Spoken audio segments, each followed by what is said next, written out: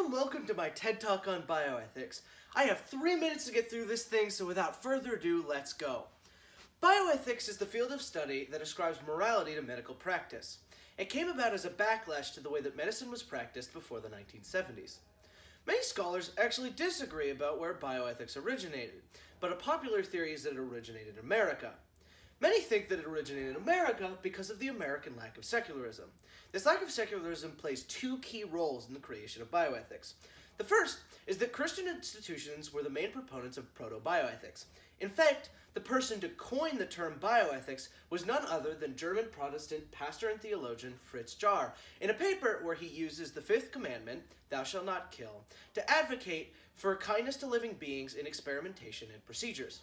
Another way that this institutional advocacy comes through is that in Harvard and Princeton, doctors were taught that they needed to be of sound Christian character. Unfortunately, this teaching of sound Christian character actually came back to bite the medical community.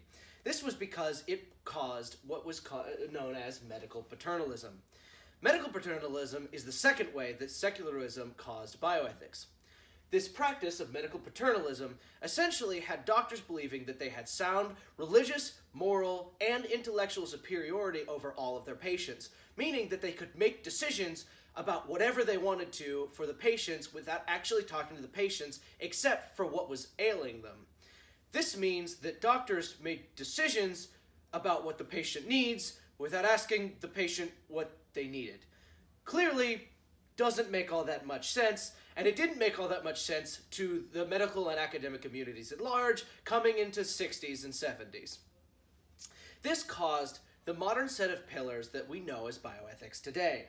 These are self-actualization, individual autonomy, reciprocity, and trustworthiness. These bedrock principles are outlined in these two reports, the Belmont Report and the International Ethical Guidelines for Health-Related Research Involving Humans, SIOMS. The mere fact that these principles that seem so obvious and are taken for granted for us today are written in these two reports simply proves that bioethics is necessary. Lastly, bioethics obviously has its own issues. Unfortunately, bioethics is pretty much only an academic pursuit. This means that bioethics exists simply within the principles taught to medical professionals while they were training. This means that as much as bioethics influence medical professionals to act with sound moral character, medical professionals also define what bioethics is. This has led to bioethics fading into relative obscurity, as the bioindustrial complex has taken up all of biomedical research, and large corporations have consolidated individual practices. This means that the people who don't have the means to meet the bottom line of these large companies mostly don't get proper care or care at all.